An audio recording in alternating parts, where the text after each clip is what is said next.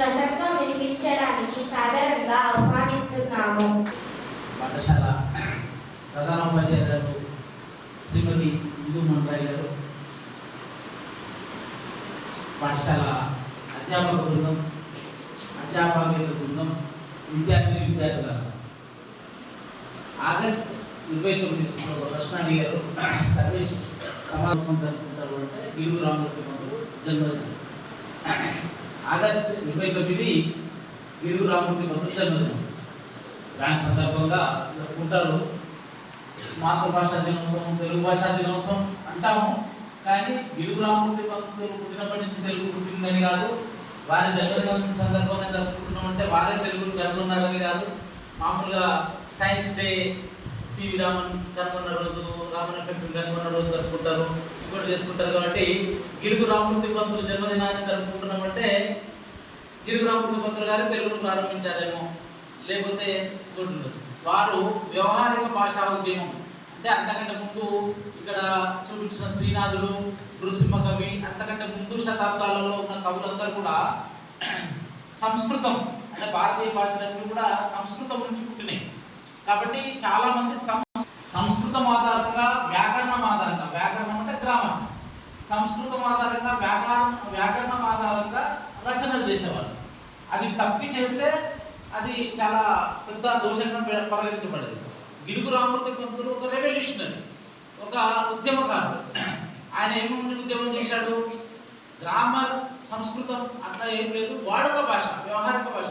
మనం ఏదైతే మాట్లాడుకుంటున్నామో రోజు దైనందిన జీవితంలో మాట్లాడుకునే మాటలు ఉపయోగించి రచన చేయొచ్చు, అట్లా అప్పుడే అందరికి కూడా చేరుతుంది అని మొదలుపెట్టారు. కాబట్టి వారి జన్మదినం సందర్భంగా ఇది జరుపుకుంటున్నాం. ఆగస్టు 29 అంటే 29ని కరెక్ట్గా జరపాలంటే తెలుగు అసెంబ్లీకి, కాబట్టి ఆగస్టు నెలలో ఒక 2-3 రోజులు అన్నింటిగా అడ్వాన్స్డ్ హ్యాపీ బర్త్డే చెప్తుంటాం కదా, ఆ రకంగా జరుపుతున్నాం. అయితే తెలుగు గురించి మాట్లాడమంటే నేను చాలా ఆనందంగా, చాలా అదిగా మాట్లాడుతుంటాను, చాలాసేపు మాట్లాడుతుంటాను. కానీ ఇక్కడ తెలుగు శాఖ వాళ్ళు 2 పరీక్షలు పెట్టారు. మీకు అందరికి పరీక్షలు పెడుతున్నారు కదా, PT1 అయిపోయింది, PT2 అట్లా నాకు కూడా 2 పరీక్షలు పెట్టారు అనమాట. జనరల్గా పోయిన సంవత్సరం దాకా డైరీ, స్కూల్ డైరీ ప్రింట్ చేసేటప్పుడు స్కూల్ డైరీలో ఆ తెలుగు డిపార్ట్మెంట్, ఇంగ్లీష్ డిపార్ట్మెంట్ సందర్భంగా ఏ కవుల గురించి ప్రశ్నిస్తారో రాసేవాళ్ళు. ఈసారి ప్రిన్సిపాల్ మేడం ఏం చేశారంటే అట్లా ఒకసారి సబ్జెక్ట్ ఎంకరేజ్మెంట్ కింద రోజంతా, అంటే ఇదివరకు లాస్ట్ ఇయర్ దాకా ముందు రోజు ప్రైమరీ, సెకండ్ రోజు హై స్కూల్ ఇట్లా జరిగేది. తర్వాత ఏ కవుల గురించి మాట్లాడతారో డైరీలో రాసేవాళ్ళు. నేను కూడా కాస్త మీతో మాట్లాడాలనేటప్పుడు ఆ ఇద్దరు కవుల గురించి కొంత చదివి అధ్యయనం చేసి వాళ్ళ యొక్క గొప్పతనం మీకు చెప్పడానికి ప్రయత్నం చేస్తుండేవాడిని. అటువంటిది ఈసారి ఏ కవుల గురించి చెప్తారో తెలియదంటే ముందు రోజు జరిగి తెల్లారి హై స్కూల్ జరిగినప్పుడు ఏం చేశారంటే ఆ బోర్డు మీద చూశారు కాబట్టి ఇంకొక రోజు సమయం దొరికేది నాకు. తెల్లారి ఏ కవి గురించి చెప్పాలి అనేది ఎంతో కొంత అధ్యయనం చేసేవాడిని. ఇవాళ వచ్చి కూర్చున్న డైరెక్ట్గా ఇక్కడ శ్రీనాథుడు, నృసింహ కవి కనబడ్డారు. అందుకే దాని నుంచి పేపర్ పెట్టి రాసుకుంటున్నా. అదే ఏమున్నది వాళ్ళ గురించి, ఏం పద్యాలు ఉన్నాయి, ఏమున్నది అని ఆలోచిస్తూ ఉన్నాను అనమాట. 2వ పరీక్ష ఆ షీట్ ఇస్తారు, ప్రోగ్రామ్ షీట్, కార్యక్రమ ప్రణాళిక 5 నిమిషాలను రాశారు. వాళ్ళకి తెలుసు డైరెక్టర్ సార్ 5 నిమిషాలలో మొదలుపెట్టి అందుకోవడానికి 5 నిమిషాలు పడుతుంది, పీక్స్లోకి వెళ్ళేసరికి 10 నిమిషాలు పడుతుంది. మరి ప్రిన్సిపల్ మేడం 45 నిమిషాలు పర్మిషన్ ఇచ్చారు కాబట్టి అట్లా రాశారా, లేకపోతే డైరెక్టర్ సార్ 5 నిమిషాలలో చెప్పదలుచుకున్న విషయాన్ని ఎట్లా చెప్తారో చూద్దాం అనుకున్నారా, కానీ 5 నిమిషాలు రాశారు. ఆ పరీక్ష అయితే ఫెయిల్ కాలేదు. మొదటి పరీక్ష పాస్ అయితే కంపల్సరీ శ్రీనాథ్ గురించి గంట ఉపన్యాసం ఇవ్వగలుగుతాము, నృసింహ కవి గురించి ఒక కనీసం 10 పద్యాలు చేయగలుగుతాము. 2వది 5 నిమిషాలు అయితే ముగించలేదు. కాబట్టి దానికి అందరూ భరించాల్సింది. ఎందుకంటే ఇప్పటికే 5 నిమిషాలు అయిపోయింటుంది నాకు తెలిసి మొదలుపెట్టి. అందుకునే సరిగానే శ్రీనాథ మహాకవి గురించి జ్ఞాన ప్రశ్నలు, ఆల్మోస్ట్ వారు రాసిన పద్యాలు అన్నీ చెప్తున్నారు. పల్నాటి సీమ గురించి వారు రాసిన అక్షర చెప్తూ వారు పల్నాటి సీమలో ఎట్లా అనుభవాలు చేశారు 5 అందరూ వివరించారు. అంటే ఈశ్వరుని సవాలు విసిరిన, నీకు సాగరంలో దొరికిన గరలను నువ్వు తినగలిగావు, కానీ ఈ పల్నాటి సీమకు రా నీకు తెలుస్తుంది ఇక్కడ భద్రలని. అంటే దాని కంటిన్యూషన్ గా వాళ్ళు ఇందాక పద్యం చెప్పారు పిల్లలు, దాని కంటిన్యూషన్ గా చెప్తారన్నమాట. జొన్నన్నము, జొన్న పిసరు, జొన్నంబలి, జొన్నలు తప్ప ఈ పల్నాటి సీమలో అన్ని జొన్నలే, అంబలి అయిన జొన్నలే, రొట్టెైన జొన్ననే, అన్ని జొన్నలే. జొన్నన్నము, జొన్న అంబలి, జొన్నలు తప్ప ఇక్కడ ఏం దొరకవు అనేది. అట్లా శ్రీనాథుడు చాలా అంటే ఆ రోజులలో అంటే చాలా మంది ఏంటంటే పౌరులు పొగుడుతూ ఆయన రాజులను పొగుడుతూ చాలా డబ్బు సంపాదించాడు. శ్రీనాథుడు ఆ రోజులలో ఒక సందర్భంలో రాజుల కంటే ధనవంతుడు. ఎందుకంటే ఒక రాజుకు ఒక రాజ్యం ఉంటుంది, కానీ ఆయన అందరి రాజులను పొగుడుతూ అందరి రాజుల గురించి కావ్యాలు రాస్తూ ఎంత పండితుడు అంటే రాజులు ఇచ్చిన మణిమాణిక్యాలు వజ్ర వైడూర్యాలతోటి శ్రీమంతుడు అయిపోయాడు అనమాట. కానీ విధి ఎప్పుడు ఒక రకంగా ఉండదు. పర్సనాలిటీ డెవలప్మెంట్ మనం శ్రీనాథుని జీవితం చదివితే కనుక చాలా వ్యక్తిత్వం వికాసం జరుగుతుంది అనమాట. పర్సనాలిటీ డెవలప్మెంట్ జరుగుతుంది. ఆయన చాలా ఉన్నత స్థాయిలో చాలా డబ్బు అనుభవించిన స్థాయి నుంచి తర్వాత కాలంలో ఈ సాహిత్యానికి ఈ పండితులకు ఎవరు డబ్బులు ఇచ్చే రోజులు రాకపోయేసరికి అదంతా కరిగిపోయి ఆఖరికి వ్యవసాయం చేసుకోవాల్సి వస్తుంది. కవిగా ఉండి కవిత్వం రాసుకుంటూ వ్యవసాయం చేసుకుంటుంటాడు. వ్యవసాయం చేసుకుంటుంటే కూడా వరుసగా పల్నాటి గురించి ఆయన రాసింది ఆ రోజుల్లో అన్నమాట. పల్నాటి సీమలో కరువు వచ్చి ఏమి పండదు, మొత్తం కరువు కాటకాలతో కొన్ని సంవత్సరాల పాటు నడిచిపోతుంటది అనమాట. ఆయన దగ్గర ఉన్న డబ్బంతా కరిగిపోతుంది. ఆఖరికి వ్యవసాయం చేస్తే కూడా ఏమి మిగలదు. ఒకసారి వ్యవసాయం చేస్తే మొత్తం పంట పండినాక అకాలంగా వర్షాలు వచ్చి పంట అంతా కొట్టుకుపోతుంది. అప్పుడు కూడా అంటే ఏ సందర్భంలో తనకు కష్టం వచ్చినా ఇందాక చెప్తూ శ్రీనాథుడికి కానీ ఏ కవికైనా ఆనందం వచ్చినా, ఆవేశం వచ్చినా, బాధ వచ్చినా, ఫ్రస్ట్రేషన్ వచ్చినా, ఏది వచ్చినా కూడా కవిత్వంగా రాస్తారన్నమాట. అప్పుడు చెప్తారన్నమాట ఎట్లా ఆయనకు అంటే ఆ రోజులలో భూమి శిస్తు విధానం ఉండేది. అంటే నువ్వు ఇంత భూమి సాగు చేస్తే 10 ఎకరాల భూమి సాగు చేస్తే పలానా 100 రూపాయలు కట్టాలి అనేది ఒక భూమి శిస్తు విధానం ఉండేది. ఆయన వ్యవసాయం చేసుకున్నాడు, పంట అంతా కొట్టుకుపోయింది. కానీ వాళ్ళు మాత్రము రాజులు మాత్రము తను శిస్తు కట్టాలి, ట్యాక్స్ కట్టమని నోటీస్ పంపించారు అన్నమాట. ఆ సందర్భంలో కూడా రాస్తాడు, కృష్ణ వేణమ్మ కొనిపోయే కొంత ప్రజలు, కృష్ణ వేణమ్మ కొనిపోయే కొంత వేలు, బిలబిలాక్షులు తినిపోయే తిల్లలు పెసలు, ఎట్లు చెల్లించుటంతము నేడు నూరు. అంటే కృష్ణ వేణమ్మ కొనిపోయే కొంత పోయి పంట పండినాక కృష్ణ నదికి వరదలు వచ్చినాయి. వరదలు వచ్చి అకాల వర్షాలు పడుతుంటాయి కదా, ఇప్పుడు చూస్తుంటాయి కదా, పైరు కొట్టుకపోయింది. తర్వాత బిలబిలాక్షులు తినిపోయే తిల్లలు పెసలు. బిలబిలాక్షులు అంటే బర్డ్స్. ఎందుకు అంటారంటే బర్డ్స్ యొక్క ఐస్ మీరు కన్నులు గమనిస్తే ఇట్లా ఇట్లా కొట్టుకుంటుంటాయి. బిలబిలాక్షులు తినిపోయే తిల్లలు పెసలు. తిల్లలు అంటే నువ్వులు, పెసలు అంటే పెసలు. ఆయన నువ్వులు పెసలు పండించాడు అన్నమాట. అవి కాస్త కొట్టుకుపోయింది. బిలబిలాక్షులు తినిపోయే పిల్లలు పెసలు, ఎట్లు చెల్లించు సంకము నేడు నూరు. ఆయనకి వేసిన ట్యాక్స్ ఎంత అంటే 700 రూపాయలు. 14వ శతాబ్దంలో అంటే 700 years ago 700 రూపీస్ అంటే ఎంత పెద్ద కాస్ట్ చూసుకోండి. అంత ట్యాక్స్ కట్టకపోయేసరికి ఏం చేశారు రాజులు, ఆయనకు శిక్ష విధించారు. ఏం శిక్ష విధించారు? ఆయన నిలబెట్టి ఆయన నెత్తి మీద, ఆయన భుజస్కంధం మీద, ఆయన భుజం మీద ఒక పెద్ద నల్లబండ నెత్తింది.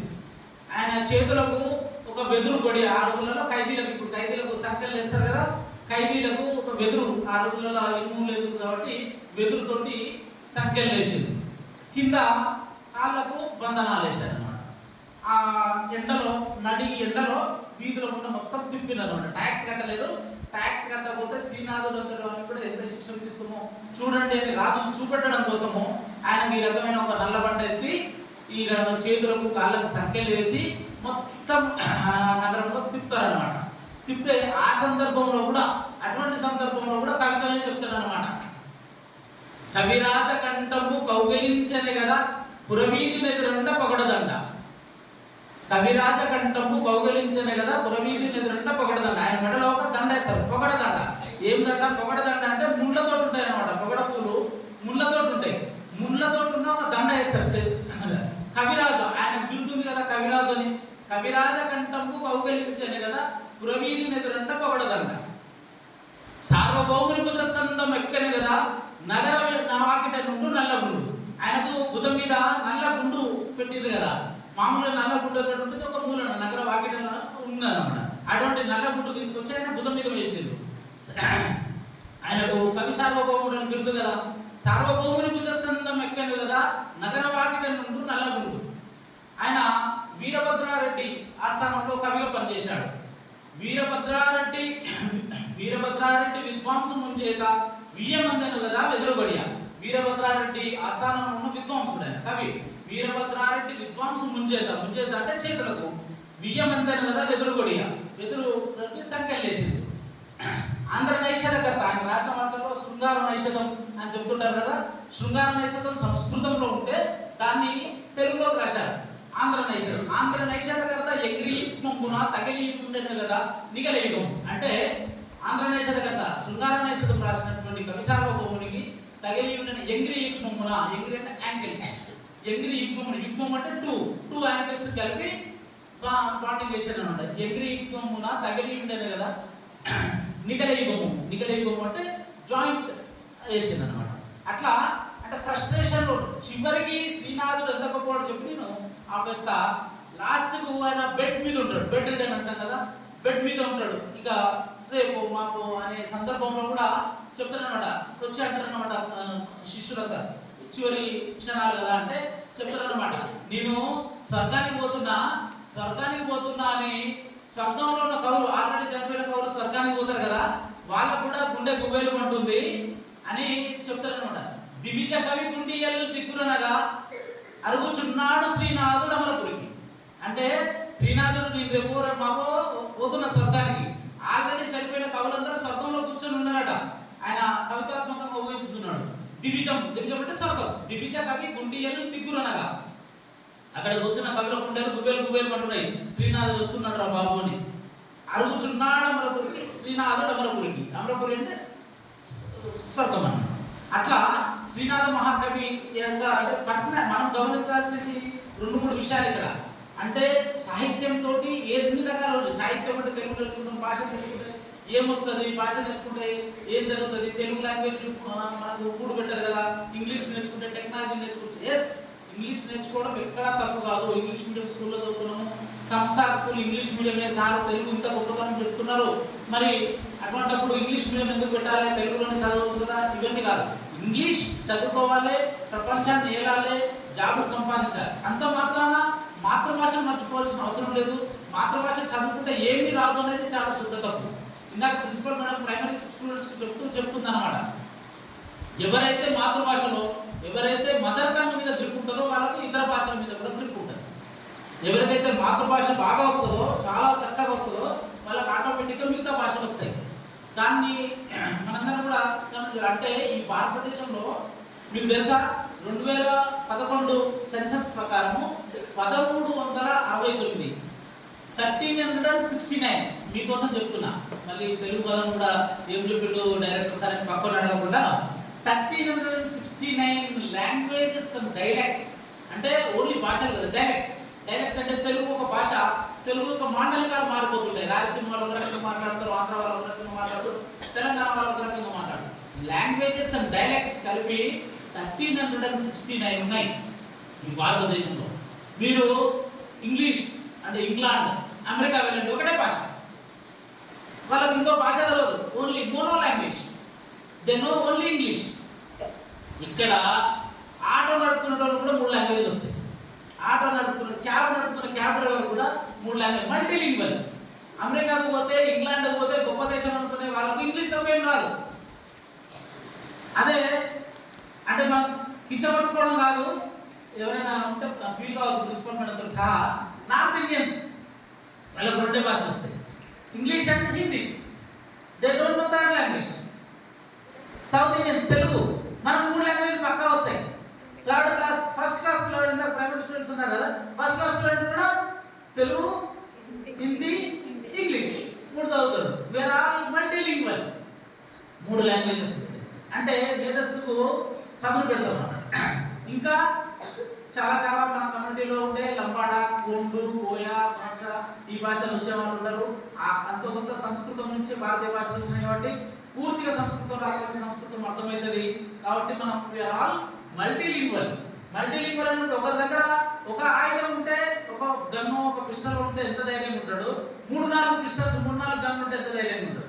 కాబట్టి we are all equipped with 3-4 this thing, guns and anything. అట్లా మనందరికీ కూడా మల్టీలింగ్వల్ గా ఉన్నాం. దానికి మనం గర్వపడాలి. తర్వాత భాష ఒక ఎప్పుడైనా కూడా ఇందాక ప్రిన్సిపల్ మేడం అడిగారు మదర్ టంగ్ అంటే అర్థం ఏంటంటే చిన్నపిల్లలు చెప్పారు. దీపక్ లేచి సమాధానం చెప్పాడు. మదర్ టంగ్, మదర్ అమ్మ ఏదైతే టంగ్ ఏదైతే భాషలో మాట్లాడుతుందో ఆ భాష మనకు ఆటోమేటిక్గా వస్తుంది. ఇప్పుడు మనం పుడుతూనే ఏ కేరళలో ఉన్నాం అనుకోండి ఆటోమేటిక్గా మలయాళం వస్తుంది, తెలుగులో ఉన్నాం కాబట్టి తెలుగు వస్తుంది. దీన్ని ఓన్లీ భాష మిగతా దేశాలలో, మిగతా ఇంగ్లీష్ కంట్రీస్లో, మిగతా దేశాలలో భాష is only medium of communication. అంటే నా బాధ నీకు చెప్పడానికి, నీ బాధ నాకు చెప్పడానికి, లేకపోతే ఇంకోటి జ్ఞానము విజ్ఞానము చెప్పడానికి ఒక మీడియం ఆఫ్ కమ్యూనికేషన్. కానీ తెలుగులో భారతదేశంలో మనము ఏమంటాము భాషను వాగ్దేవి అంటాం. సరస్వతి మాతను ఏమంటాము వాగ్దేవి. వాగ్దేవి అంటే దేవి, వాక్ ప్లస్ దేవి, వాగ్దేవి. ఏం చదివేదో మేడం అడగండి. వాగ్దేవి, వాక్ అంటే మాట, భాష. అట్లే భారతదేశంలో భాషను దేవతతోటి divine, it's divine thing. It's not only medium of communication, it's a divine thing, it's thing. ఇప్పుడు చిన్న క్వశ్చన్ చెప్పి మీకు అంటే జస్ట్ ఫర్ మీలో ఒక ఐడియాను రేకెత్తించడానికి చెప్తా. భాష అడుగుతా. ఇంగ్లీష్లో పాపాన్ని ఏమంటారు? పాపం ఉంటాం, పాపం చేయడం, అరే పాపం కలుగుతుంది అంటాం కదా. పాపాన్ని ఏమంటారు? సిన్. క్లాస్ ఫర్ మరి పుణ్యాన్ని ఏమంటాం? ఇంగ్లీష్ వర్డ్ లేదు. Good deeds, better something, anything you can take, but not exact meaning you don't have. Means in English అంటే మళ్ళీ తెలుగు ఇంగ్లీష్లో వెళ్ళిపోయింది. అంటే పాశ్చాత్య సంస్కృతిలో పుణ్యం అనే పదమే లేదు. పాపులారా అంటే సంస్కృతి దీనికి రిలేటెడ్ ఉంటుంది. లాంగ్వేజ్ ఓన్లీ లాంగ్వేజ్ కాదు, లాంగ్వేజ్కు సంస్కృతి తేడా ఉంటుంది. ఒకసారి ప్రధాని పివి నరసింహారావు ప్రధానమంత్రి ఉన్నప్పుడు సార్క్ దేశాల సదస్సు జరిగింది. అన్ని దేశాల నుంచి ప్రధానమంత్రులు వచ్చారు, మాట్లాడారు. అయిపోయినాక ఓట్ ఆఫ్ థ్యాంక్స్, ఇందాక చైతన్య మేడం చెప్పారు కదా, అట్లా ఓట్ ఆఫ్ థ్యాంక్స్ చెప్తున్నారు ప్రధాని పివి నరసింహారావు. చెప్తూ భారతీయ సంస్కృతిలో వెళ్ళండి అనం, వెళ్ళిపోయే వాళ్ళను వెళ్ళండి అనం, వెళ్ళిరండి అంటాం. తెలుగులో మన ఇంటికాలం చుట్టాలు వచ్చింది అనుకోండి, పోయిరండి, వెళ్ళిరండి అని నమస్కారం పెడతాం. వెళ్ళిరండి అని వెళ్ళండి అంటున్నాం, వెళ్తున్నారు కదా వాళ్ళు, వెళ్ళండి అన్నారు కదా, వెళ్ళిరండి అంటాం. అంటే మళ్ళీ మన సంస్కృతి.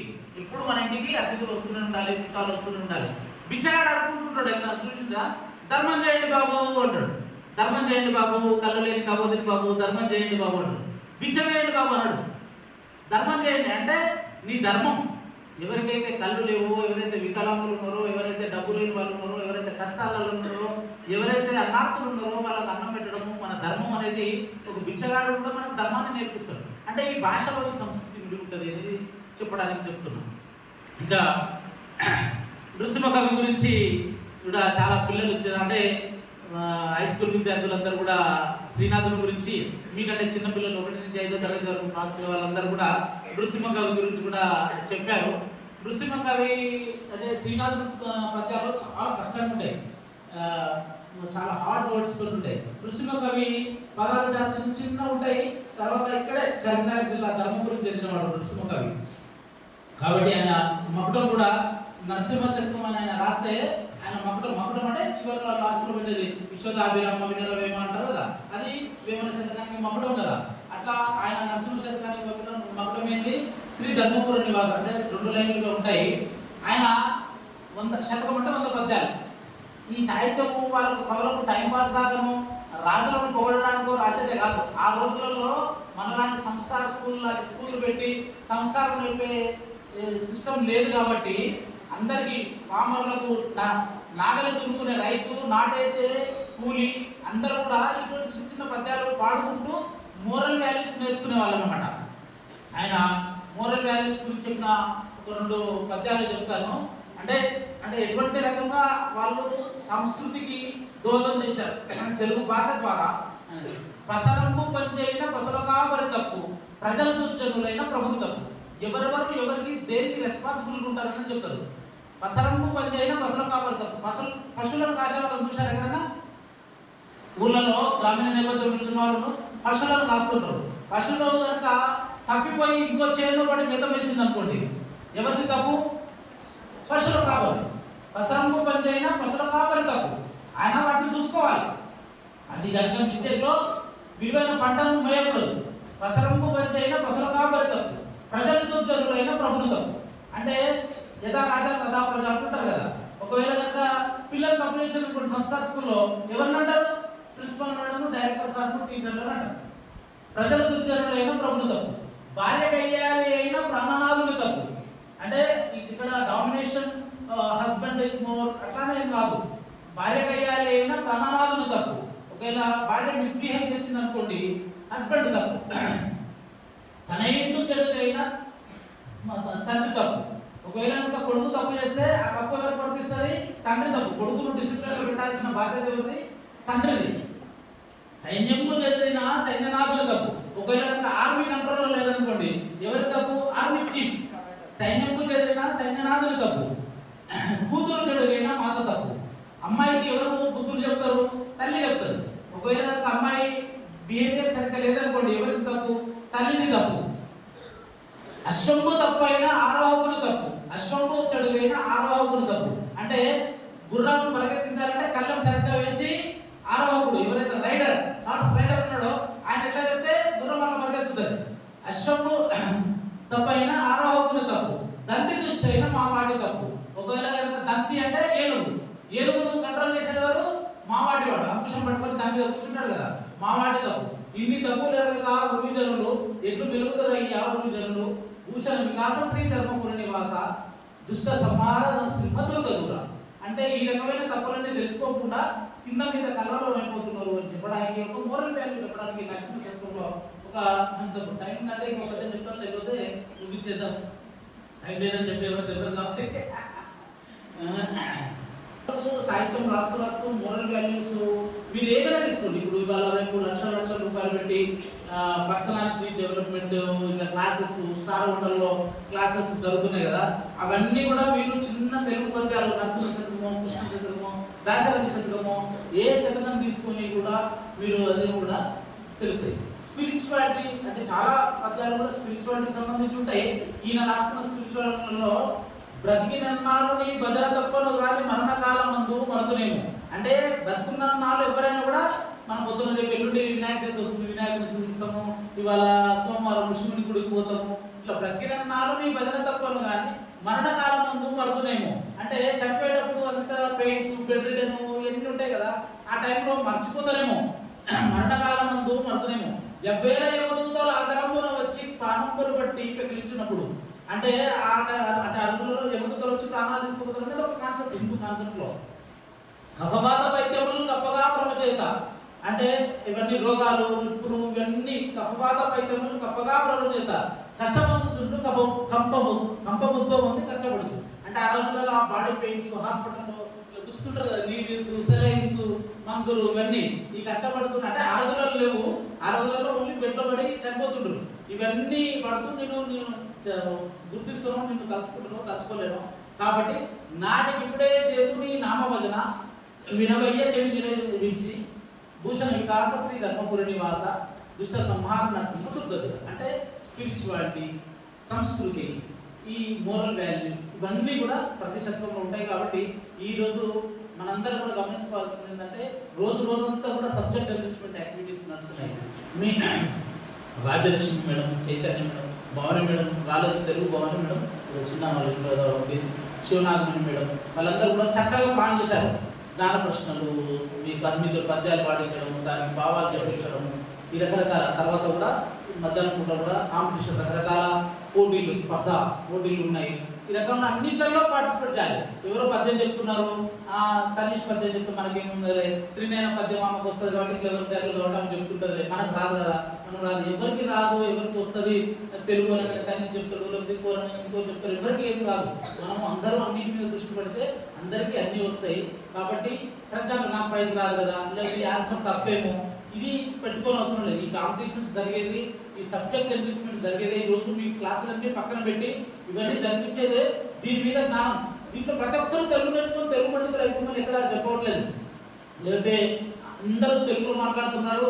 రోజు మీ February board members stick why are speaking in Telugu అని అడుగుతుంటారు. ఇవాళ దినోత్సవం జరపడానికి తెలుగు మీద చాలా ఆసక్తితోటి ఎవరైతే ఉన్నారో అందరూ తెలుగు పండితులు అయిపోవాల్సిన అవసరం లేదు. ఇంగ్లీష్ను వ్యతిరేకించాల్సిన అవసరం అంతకంటే లేదు. మనం దీన్ని నేర్చుకోవడం ద్వారా ఇంకొక మెట్టు, ఒక మెట్టు ఎక్కితే రెండో మెట్టుకు ఈజీ అవుతుంది, మూడో మెట్టుకు ఇంకా ఈజీ అవుతుంది, మొత్తం భవనం ఎక్కడానికి ఈజీ అవుతుంది. కాబట్టి మాతృభాష నేర్చుకోవడం ద్వారా మీరు ఇంకా పైకి వెళ్తారు, హిందీ నేర్చుకుంటారు, ఇంగ్లీష్ నేర్చుకుంటారు, ఇంకా ప్రపంచాన్ని వెళ్తారు అనేది ఈ సందేశం తీసుకోవాలి తప్ప తెలుగులో మాట్లాడడం డైరెక్టర్ సార్ తెలుగు పోదని చెప్పి ఇంగ్లీష్ వేస్తా హిందీ మన భాష కాదట ఇవన్నీ కాదు. ఈ సందేశాన్ని మనం తీసుకొని ఇవాళ జరిగే పోటీలలో తప్పకుండా పాల్గొని ప్రైజ్ వస్తుందా రాదా, మనం గెలుస్తామా తప్పైతామా అవన్నీ పక్కన పెట్టి పోటీలలో పాల్గొని అందరూ కూడా ఈ తెలుగు వారోత్సవాలు ఉండేది 2 రోజులు ఉండేది, 1 రోజుకి అయింది. ఈ 1 రోజును కూడా పూర్తిగా వినియోగించుకొని తెలుగు భాష నైపుణ్యాన్ని పెంచుకోవాలని ప్రార్థిస్తూ వీళ్ళందరూ యాంకరింగ్ చేసిన వాళ్ళకు, వ్యాఖ్యాతలుగా ఉన్న వాళ్ళకు, మైకుని సెట్ చేసిన వాళ్ళకు అందరికీ కూడా పేరు మీద ధన్యవాదాలు, ప్రశంసలు తెలియజేస్తూ